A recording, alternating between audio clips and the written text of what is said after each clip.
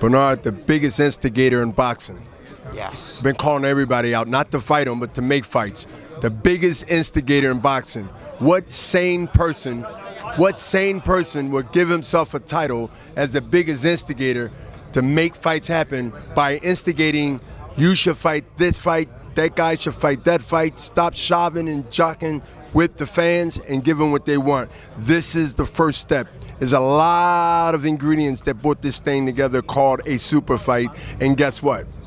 It's a super fight. So what was your initial reaction when this thing finally got booked? Tank and Ryan. History for now, good for the company, Golden Boy Promotion, and also good for the fans and good for their careers. Two undefeated young fighters going up head to head, sort of evenly matched with different styles. I'll say that again. Evenly matched with different styles. 50-50.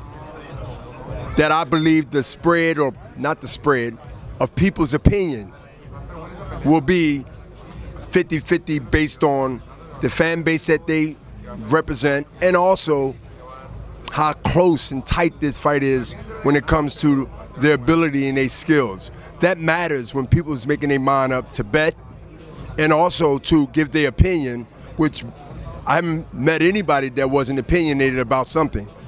This is one of those fights where I'll city to city, was in New York yesterday, flew overnight here, and I'm hearing the same thing. East Coast, West Coast, Midwest, Dirty South, guess what they say?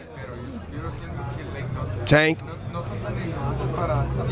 or Ryan, depending on where you go. And it's not just in the Latin community, which is all over the United States, the world. They are strong. And they got a fan base that, you know, you're talking to people that you don't know who they're going to go for until you ask them. And like I said again, this fight is evenly matched on talent. We know they both undefeated, obviously. And look at the energy. I see the same energy, even if it might be a little bit more in New York, here in LA. Well, you're a Golden Boy guy. Where do you think Tank is overlooking Ryan the most? I think he's overlooking his toughness, his seriousness about he believes he's the best in his weight division. He wants to prove it, disregarding all that everybody recognized that Ryan wanted to make this fight and gave up some really important concessions to make this fight. I mean, this fight wasn't made where, you know, Golden Boy is in full control. I think everybody here know that, and if they don't, they will once they tune in.